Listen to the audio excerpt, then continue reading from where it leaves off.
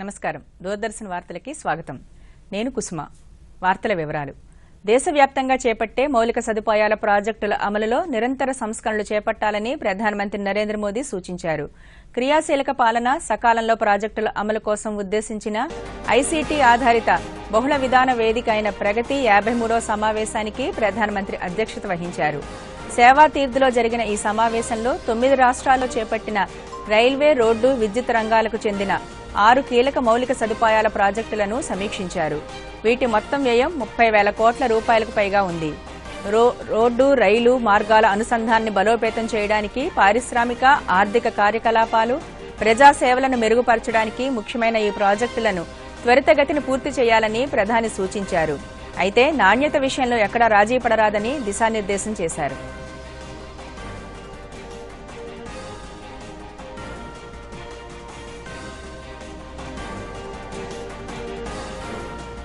అఖిల భారత సేవలు 2025 అభ్యర్థుల ఎంపిక ప్రక్రియలో ఓబీసీ క్రిమీ లేయర్ వర్తింపుపై కేంద్ర ప్రభుత్వం సుప్రీంకోర్టును ఆశ్రయించింది. ఈ ఏడాది మార్చి 11న ఇచ్చిన తీర్పుపై స్పష్టత ఇవ్వాలని కోరింది. ఈ పిటిషన్పై ప్రాథమిక విచారణ జరిపిన ప్రధాన న్యాయమూర్తి జస్టిస్ సూర్యకాంత్ నేతృత్వంలోని ధర్మాసనం ఓబీసీ క్రిమీ లేయర్ వర్తింపుపై పూర్తిస్థాయి విచారణకు త్వరలోనే ప్రత్యేక ధర్మాసనాన్ని ఏర్పాటు చేస్తామని ప్రకటించింది. ఈ ఏడాది మార్చి 11న వెలువరించిన తీర్పునకు ముందే సివిల్స్ 2025 ఎంపిక ప్రక్రియ ముగిసిందని, ఫలితాల ఆధారంగా ఎంపికైన 958 మంది అభ్యర్థులకు పాత నిబంధనల మేరకే సర్వీస్ కేటాయింపులు పూర్తి చేసేందుకు అనుమతి ఇవ్వాలని కేంద్ర ప్రభుత్వం సుప్రీంకోర్టును కోరింది. మార్చి 11 నాటి తీర్పును యథాతథంగా అమలు చేస్తే అభ్యర్థుల మధ్య అసమానతలు తలెత్తుతాయని తెలిపింది. ఈ నేపథ్యంలో ప్రత్యేక ధర్మాసనం ఏర్పాటు చేయనున్నట్టు సుప్రీంకోర్టు స్పష్టం చేసింది.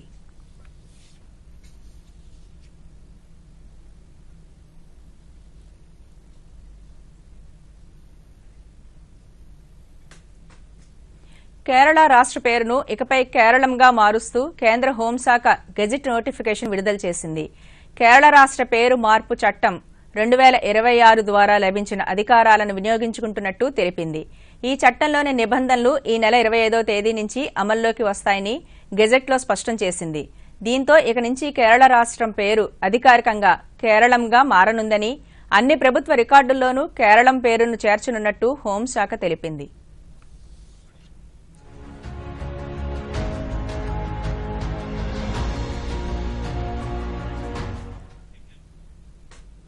ముస్లింలు పవిత్రంగా జరుపుకునే మిలాదున్ నబీ ఈ రోజు. ఈ సందర్భంగా రాష్ట్ర గవర్నర్ ఎస్ అబ్దుల్ నజీర్ ముస్లిం సోదరులకు శుభాకాంక్షలు తెలిపారు. మహమ్మద్ ప్రవక్త జన్మదినమైన మిలాదున్ నబీ అందరిలో శాంతి, సద్భావనలను కలిగించాలని కోరుకుంటున్నట్లు పేర్కొన్నారు.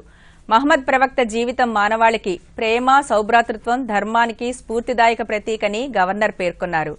తోటి ప్రజలకు విశ్వాసం, నమ్మకం, శ్రద్ధ, కరుణతో సేవ చేసినప్పుడు ప్రవక్త లక్ష్యం నెరవేరుతుందని తెలిపారు.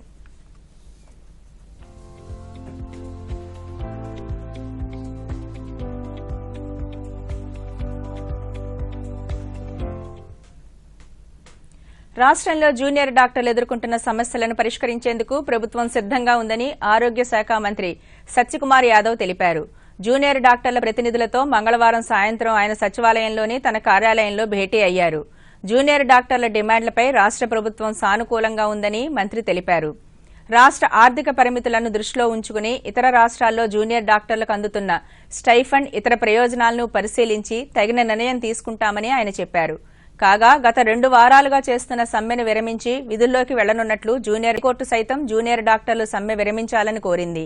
తమ సమస్యలపై నిరసన వ్యక్తం చేసేందుకు ప్రత్యామ్నాయ మార్గాలను చూసుకోవాలని పేర్కొంది. దీంతో జూనియర్ డాక్టర్లు సమ్మెను తాత్కాలికంగా విరమిస్తున్నట్టు మంగళవారం రాత్రి ప్రకటించారు. నేటి నుంచి విధులకు హాజరు కానున్నట్టు సంఘం ప్రతినిధులు తెలిపారు.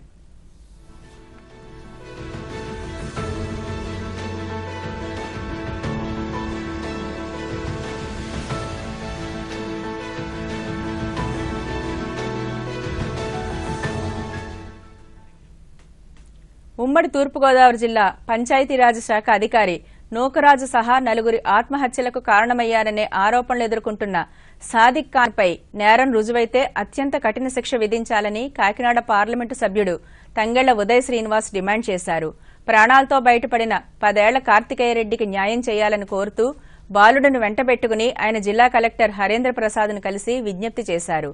నూకరాజు కుటుంబం ఆత్మహత్యలు, జగదీశ్వర్ రెడ్డి మృతి, ఆస్తులు, బ్యాంకు ఖాతాల వ్యవహారం, వేధింపులు, బెదిరింపులు తదితర ఆరోపణలపై నిష్పక్షపాతంగా సమగ్ర దర్యాప్తు జరగాలని ఎంపీ కోరారు. కాకినాడలో ఇలా జరుగుద్దని ఎవరు ఎప్పుడూ ఊహించలేదు. అసలు సాదిక్ అనే ఒక వ్యక్తి నలుగురి చావుకి కారణమయ్యాడు. అబ్బాయి ఆస్తులన్నింటినీ కూడా, ఇల్లు ఆస్తులన్నింటినీ కూడా కబ్జా చేసి పెట్టుకున్నాడు. వాడు ఆ కబ్జా చేసుకున్న ఆస్తులన్నింటినీ కూడా ఈ అబ్బాయి పేరు మీద వచ్చేటట్టు, అలాగే వీళ్ళ ఫాదర్ ఒక కాంట్రాక్టర్, అందులో రావాల్సిన బిల్లులన్నీ కూడా ఈ అబ్బాయి పేరు మీదకే ఇచ్చేటట్టు, గవర్నమెంట్ ఇవ్వాల్సిన బిల్లులన్నీ కూడా ఈ అబ్బాయికి ఇచ్చేటట్టు, అలాగే సీఎం గారికి, డిప్యూటీ సీఎం గారికి కూడా లేఖ రాసి ఈ అబ్బాయికి చదువుకి, ఎదుగుదలకి నిజంగా ఆర్థిక సహాయం చేయటానికి కలెక్టర్ గారిని కూడా, నాతో పాటు కలెక్టర్ గారిని కూడా చెప్పమనే విధంగా చెప్పడం కోసం, అలాగే వీళ్ళ తాతయ్య ఇలా ఎలాగా నలుగురుని చనిపోతున్నాం కదా అని చెప్పి ఆయన పేరు మీద ఉన్న ఆస్తులన్నీ కూడా వాళ్ళ చుట్టాలకి విల్లు రాసేశారు. ఆ విల్లులన్నీ కూడా పరీక్షించి దాన్ని మళ్ళీ అబ్బాయికి చెందే విధంగా కూడా చేయమని చెప్పి కలెక్టర్ గారు. నంద్యాల పట్టణంలోని ఎస్ఆర్బీసీ కాలనీలోని బేతెస్తా తెలుగు బాప్టిస్టు ప్రార్థనా మందిరంలో క్రిస్టియన్ రైట్స్ ప్రొటెక్షన్ సొసైటీ ఆధ్వర్యంలో దైవ సేవకుల ఆత్మీయ అవగాహన సదస్సు నిర్వహించారు. ఈ కార్యక్రమానికి మంత్రి ఎన్ఎండి ఫరూక్ హాజరయ్యారు. ఈ సందర్భంగా మంత్రి మాట్లాడుతూ క్రైస్తవ సమాజ సంక్షేమం, హక్కుల పరిరక్షణకు ప్రభుత్వం పూర్తి సహాయ సహకారాలు అందిస్తుందని తెలిపారు. క్రైస్తవులకు రాజ్యాంగబద్దంగా అందాల్సిన సంక్షేమ పథకాలు, ప్రయోజనాలు అందేలా ప్రభుత్వం కృషి చేస్తుందని హామీ ఇచ్చారు.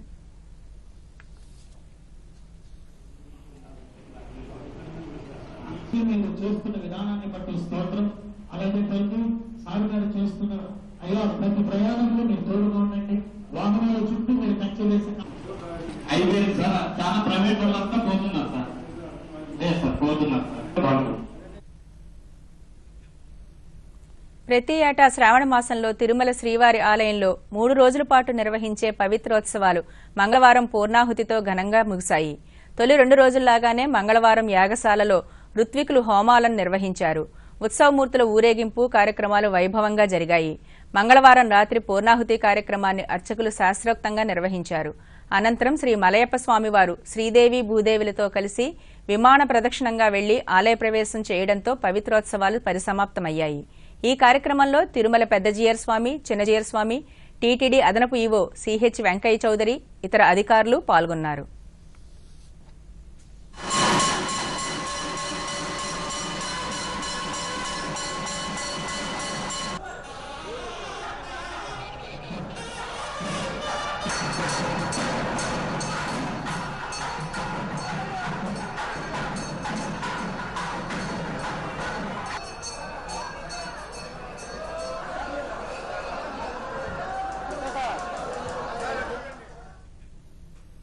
పోలీసుల తనిఖీలకు భయపడి కాకుండా తమ ప్రాణాల రక్షణ కోసం హెల్మెట్ ధరించాలని ద్విచక్ర వాహన చోదకులకు తిరుపతి జిల్లా రవాణా శాఖ అధికారి కె మురళీమోహన్ సూచించారు. రోడ్డు భద్రతను పెంపొందించడంతో పాటు ద్విచక్ర వాహనదారులు తప్పనిసరిగా హెల్మెట్ ధరించేలా అవగాహన కల్పించేందుకు తిరుపతి జిల్లా రవాణా శాఖ ఆధ్వర్యంలో మంగళవారం సాయంత్రం గరుడ వారధిపై ప్రత్యేక హెల్మెట్ తనిఖీలు నిర్వహించారు. ఈ తనిఖీల్లో హెల్మెట్ ధరించకుండా ద్విచక్ర వాహనాలు నడిపిన 450 మంది వాహన చోదకులపై కేసులు నమోదు చేశారు. మొత్తం 4,50,000 రూపాయల మేరకు జరిమానా విధించారు. ఈ తనిఖీల్లో తిరుపతి డీఎస్పీ కొండయ్య, రవాణా శాఖ మోటార్ వాహన తనిఖీ అధికారులు పాల్గొన్నారు. ఈ సందర్భంగా జిల్లా రవాణా శాఖ అధికారి మురళీమోహన్ మాట్లాడుతూ మోటార్ వాహనాల చట్టం 1988లోని సెక్షన్ 129 ప్రకారం ద్విచక్ర వాహనదారులు నిర్దేశిత ప్రమాణాలకు అనుగుణమైన హెల్మెట్ను తప్పనిసరిగా ధరించాలని తెలిపారు.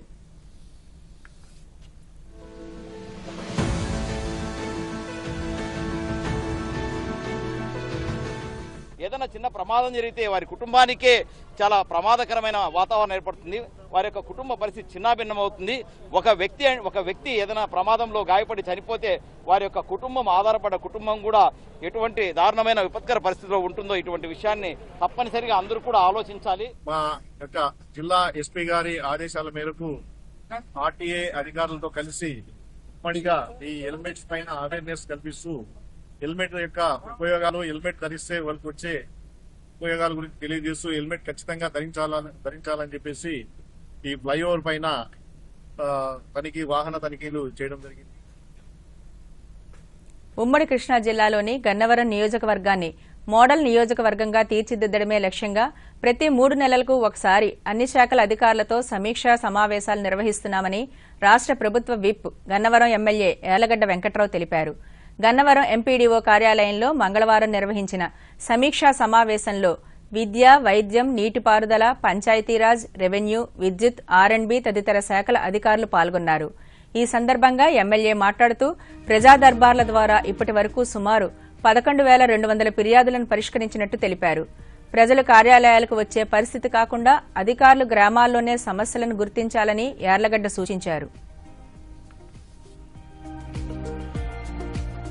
గన్నవరం మండలానికి సంబంధించి అన్ని శాఖల అధికారులతో విద్య, వైద్యం, ఇరిగేషన్ అన్ని డిపార్ట్మెంట్తో రివ్యూ మీటింగ్ పెట్టడం జరిగింది. గతంలో ఎవ్రీ 3-4 months కి రివ్యూ పెట్టి ఈసారి లేట్ అవడం వల్ల పనులు లేటుగా నడుస్తుంది నా దృష్టికి వచ్చి కొంచెం నేను అమెరికా వెళ్ళడం ఒక కారణం అయితే మళ్ళీ అసెంబ్లీ సెషన్స్ ఉండటం వల్ల ఈసారి రివ్యూ మీటింగ్ లేటుగా పెట్టిన పరిస్థితి. ఇక రాబోయే కాలంలో ఎవ్రీ 3-4 months ఎట్టి పరిస్థితి రివ్యూ చేస్తానని చెప్పా. పనులు ఈ కృష్ణా జిల్లాలో ఎక్కువ అవార్డులు స్థానిక ఎంఆర్ఓ శివయ్య గారికి కానీ మిగతా మన కాన్స్టిట్యున్సీలో వాళ్ళ అధికారులకే ఉత్తమ ఎంప్లాయీ అవార్డులు వచ్చిన పరిస్థితి. దాని అర్థం ఈ నియోజకవర్గంలో పనిచేసే అధికారులందరూ బ్రహ్మాండంగా పనిచేస్తారు. రాష్ట్ర జలవనరుల శాఖ మంత్రి నిమ్మల రామానాయుడు మంగళవారం రాత్రి మార్కాపురం జిల్లా కలెక్టరేట్ సమీపంలోని గోగులదిన్నె పునరావాస కాలనీలో పర్యటించారు. జిల్లా కలెక్టర్ ఎం విజయ సునీత పునరావాస కాలనీలో చేపట్టిన మౌలిక వసతుల అభివృద్ది పనులను మంత్రికి వివరించారు. ఈ సందర్భంగా మంత్రి మాట్లాడుతూ దశాబ్దాల కల నెరవేరుస్తూ వర్షాభావ, ఫ్లోరైడ్ పీడిత ప్రాంత ప్రజల దాహార్తిని తీర్చేలా పూల సుబ్బయ్య వెలుగొండ ప్రాజెక్టు మొదటి దశను ముఖ్యమంత్రి చంద్రబాబు నాయుడు ఈ నెల 31న ప్రారంభించనున్నట్టు తెలిపారు. గత సంవత్సరం ఇదే సమయానికి శ్రీశైలం రిజర్వాయర్కు 2,000 టీఎంసీల మేర వరద నీరు వచ్చిందని, ఈ సంవత్సరం ఎల్నినో ప్రభావంతో వర్షాభావ పరిస్థితులు ఏర్పడి కేవలం 206 టీఎంసీల నీరు మాత్రమే వచ్చిందని చెప్పారు. తాగు, సాగు నీటి అవసరాల దృష్ట్యా ప్రస్తుతానికి వెలుగొండ ప్రాజెక్టు ద్వారా 11.7 టీఎంసీల నీటిని విడుదల చేయాలని ప్రభుత్వం నిర్ణయించిందని వివరించారు.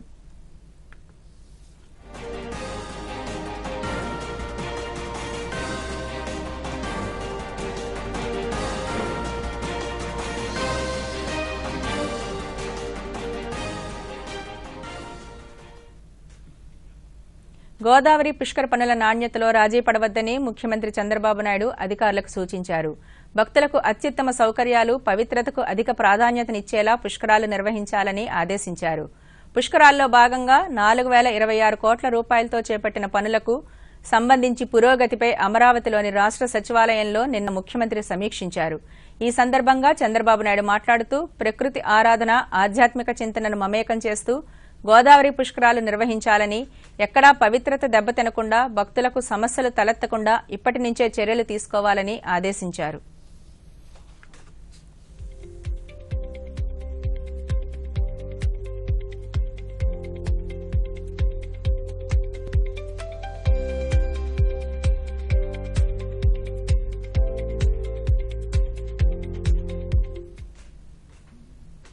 ఎన్నో అవాంతరాలు, అడ్డంకులు, సవాళ్లు, సమస్యలను అధిగమించి భగీరథ ప్రయత్నంతో, గొప్ప సంకల్పంతో వెలుగొండ ప్రాజెక్టు మొదటి దశను పూర్తి చేసి కరువు నేలకు కృష్ణానదీ జలాలను అందించబోతున్నామని ముఖ్యమంత్రి నారా చంద్రబాబు నాయుడు పేర్కొన్నారు.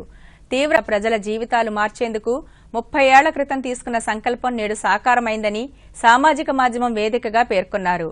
ఉమ్మడి రాష్ట్రంలో ముఖ్యమంత్రిగా 1996 మార్చి 5న వెలుగొండ ప్రాజెక్టుకు శంకుస్థాపన చేసినట్లు తెలిపారు. 3 దశాబ్దాల తర్వాత అదే ప్రాజెక్టును ప్రారంభిస్తున్నామని, 10.7 టీఎంసీల నీటిని నల్లమల సాగర్కు విడుదల చేయబోతున్నట్లు తెలిపారు. ఈ చారిత్రక ఘట్టానికి ఈ నెల 31వ తేదీ మార్కాపురం జిల్లా వేదిక కాబోతోందని ముఖ్యమంత్రి పేర్కొన్నారు.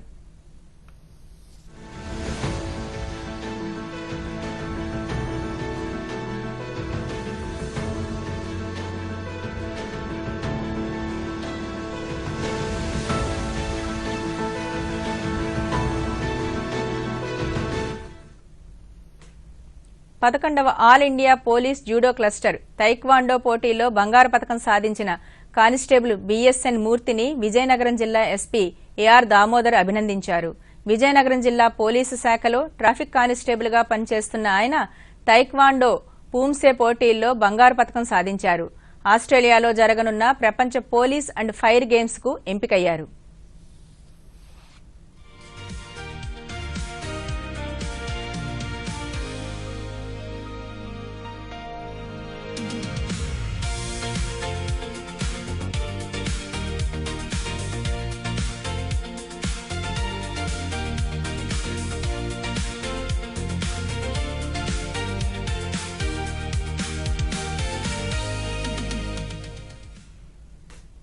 అల్లూరు సీతారామరాజు జిల్లా పోలీసులు గంజాయికి వ్యతిరేకంగా ప్రజల్లో విస్తృత అవగాహన కల్పించేందుకు పాడేరు పట్టణంలో భారీ ర్యాలీ నిర్వహించారు. అనంతరం పాడేరు పాత బస్టాండ్ వద్ద ఉన్న బీఆర్ అంబేద్కర్ విగ్రహం సమీపంలో మానవహారం నిర్వహించి గంజాయి నిర్మూలనకు ప్రతిజ్ఞ చేశారు.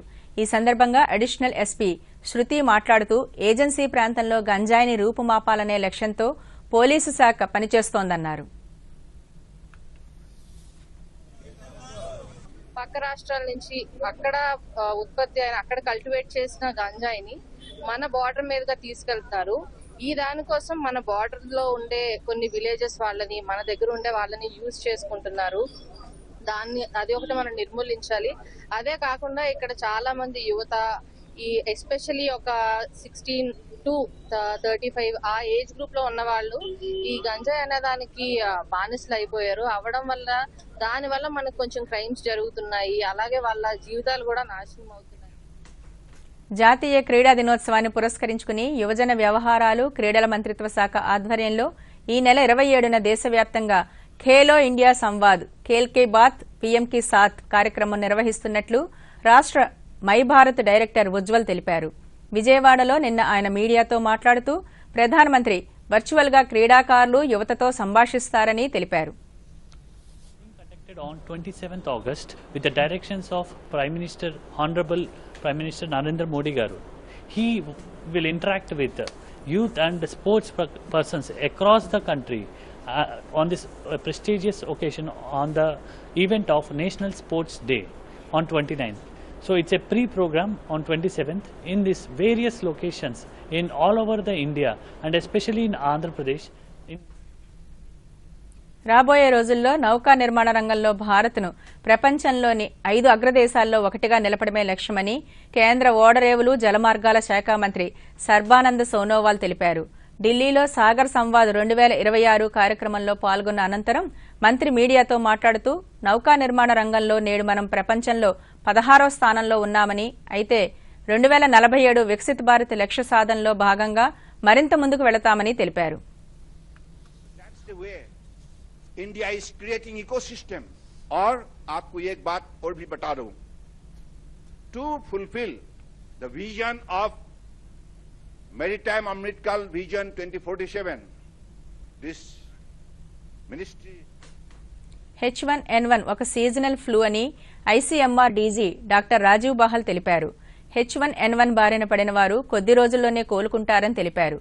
పరిశుభ్రతను పాటిస్తూ లక్షణాలు ఉన్నవారు ఇతరులకు దూరంగా ఉండాలని సూచించారు. ఐసీఎంఆర్ ఆరోగ్య మంత్రిత్వ శాఖ పరిస్థితిని ఎప్పటికప్పుడు పర్యవేక్షిస్తున్నాయని తెలిపారు. इस वक्त जो फ्लू के केसेस हो रहे हैं उनमें से अधिकतम केसेस जो हैं वो बहुत माइल्ड हैं और सेल्फ लिमिटिंग है और कुछ दिनों में स्वयं ही ठीक हो जाएंगे. పుస్తక ప్రచురణలో అత్యుత్తమ సేవలకు గాను భారతీయ ప్రచురణకర్తల సమాఖ్య అందించిన పుస్తక ప్రచురణలో అత్యుత్తమ ప్రదర్శన పురస్కారాలు 2026లో 7ంటిని కేంద్ర సమాచార ప్రసార మంత్రిత్వ శాఖ పరిధిలోని ప్రచురణల విభాగం ఈ ఏడాది సొంతం చేసుకుంది. ఈ విభాగం ప్రచురించిన హిందీ, ఇంగ్లీష్, ఉర్దూ భాషల్లోని పత్రికలు, పుస్తకాలు, రెఫరెన్సు ప్రచురణలకు పలు విభాగాల్లో ఈ అవార్డులు లభించాయి. పురస్కారాలను గెలుచుకున్న గ్రంథాలు, పత్రికల సంపాదకులను ప్రచురణల విభాగం డైరెక్టర్ జనరల్ డాక్టర్ ధీరజ్ కకాడియా సన్మానించారు. ఈ విజయంలో భాగస్వాములైన అధికారులు, సిబ్బంది అందరికీ శుభాకాంక్షలు తెలిపారు. దేశాభివృద్ది, విజ్ఞానం, సాహిత్యం, సంస్కృతి, కళలు, సమకాలీన అంశాలకు సంబంధించి వైవిధ్యభరితమైన విలువైన సమాచారాన్ని పాఠకులకు అందించడంలో ప్రచురణల విభాగం పుస్తకాలు, పత్రికలు కీలక పాత్ర పోషిస్తాయని ఆయన తెలిపారు.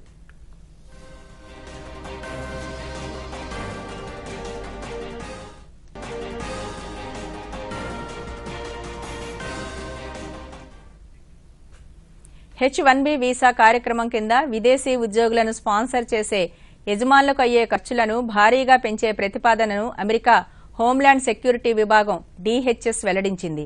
ప్రజల పరిశీలన కోసం విడుదల చేసిన ముసాయిదా నిబంధన ప్రకారం క్యాప్ పరిధిలోకి వచ్చే H-1B పిటిషన్లను దాఖలు చేసే కంపెనీలు ప్రస్తుతం ఉన్న రుసుములతో పాటు ఒక్కో పిటిషన్కు అదనంగా $1,03,265 ప్రత్యేక రుసుమును చెల్లించాల్సి ఉంటుంది. వివిధ ఏజెన్సీల పరిధిలో ఇమ్మిగ్రేషన్ వ్యవస్థకు సంబంధించిన ఖర్చులను రాబట్టడమే ఈ చర్య ఉద్దేశమని DHS పేర్కొంది.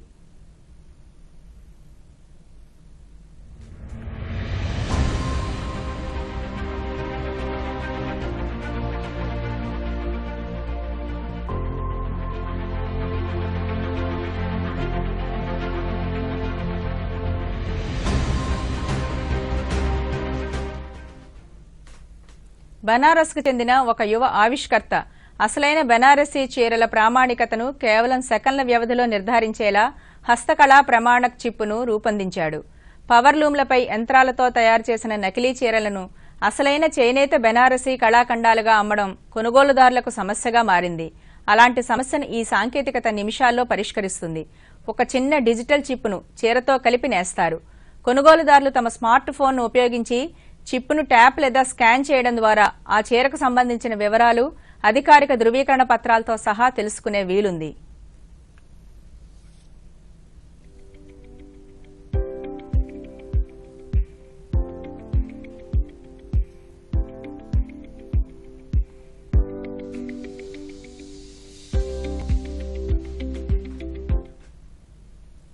జమ్మూ కశ్మీర్లోని పుల్వామాలో భారీ ఉగ్రవాద కుట్రను భద్రతా దళాలు భగ్నం చేశాయి.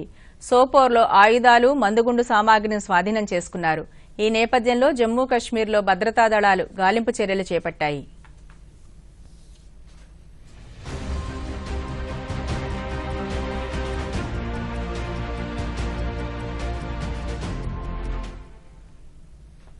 మొబైల్ టవర్ ఇన్స్టలేషన్ పేరుతో సామాజిక మాధ్యమంలో జరుగుతున్న ప్రచారాన్ని కేంద్ర పత్రికా సమాచార కార్యాలయం PIB ఖండించింది. మోసాల పట్ల జాగ్రత్తగా ఉండాలని సూచించింది. లబ్దిదారుని ప్రదేశంలో మొబైల్ టవర్ను ఏర్పాటు చేస్తామని, అందుకు ఒప్పంద రుసుముగా $2,500 చెల్లించాలని టెలికమ్యూనికేషన్స్ శాఖ జారీ చేసినట్లుగా ప్రచారంలో ఉన్న ప్రకటన నకిలీదని PIB ఫ్యాక్ట్ చెక్ స్పష్టం చేసింది. మంత్రిత్వ శాఖ ఇలాంటి ప్రకటనలేమీ చేయలేదని, ఇలాంటి అసత్య ప్రచారాలను నమ్మవద్దని సూచించింది.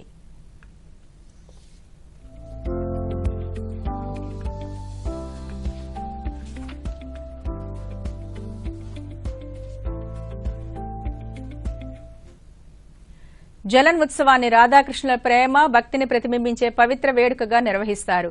ఈ క్రతువును జలన్ యాత్ర, జలన్ పూర్ణిమ, ఊయల పండుగ అని కూడా పిలుస్తారు. పవిత్రమైన శ్రావణ మాసంలో వైష్ణవ సంప్రదాయానికి చెందిన భక్తులు దీనిని ప్రధానంగా జరుపుకుంటారు. శుక్లపక్షంలోని ఏకాదశి నాడు ప్రారంభమై పౌర్ణమి రాత్రితో ముగిసే ఉత్సవాన్ని 5 రోజుల పాటు ఘనంగా నిర్వహిస్తారు.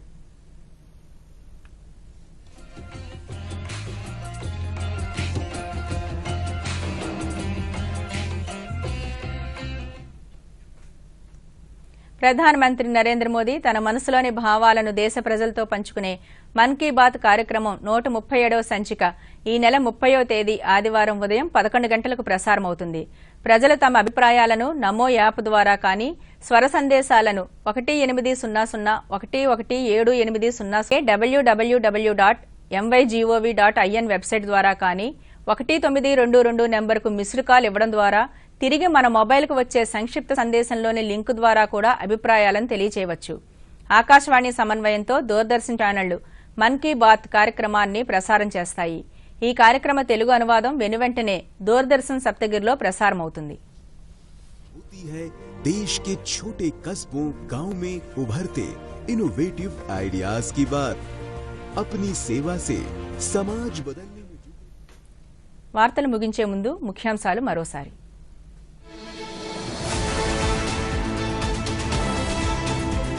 ప్రాజెక్టుల అమలులో నిరంతర సంస్కరణలు చేపట్టాలన్న ప్రధాని. రైల్వే, రోడ్డు, విద్యుత్ రంగాలకు చెందిన ప్రాజెక్టులను సమీక్షించిన నరేంద్ర మోదీ.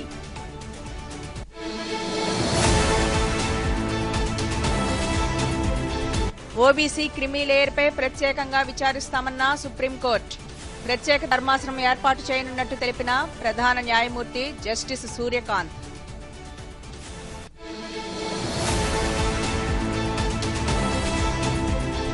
జూనియర్ డాక్టర్ల సమస్యలు పరిష్కరిస్తామన్న రాష్ట్ర ప్రభుత్వం. జూనియర్ డాక్టర్ల ప్రతినిధులతో మంత్రి సత్యకుమార్ చర్చలు.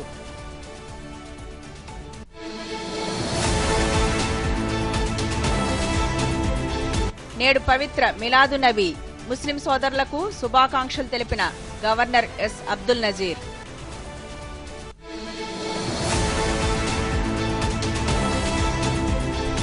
ఈ నెల 30న ప్రధాని మన్ కీ బాత్. సూచనలు సలహాలు పంపించేందుకు 28వ తేదీ వరకు అవకాశం. ఈ వార్తలు ఇంతటితో సమాప్తం. నమస్కారం.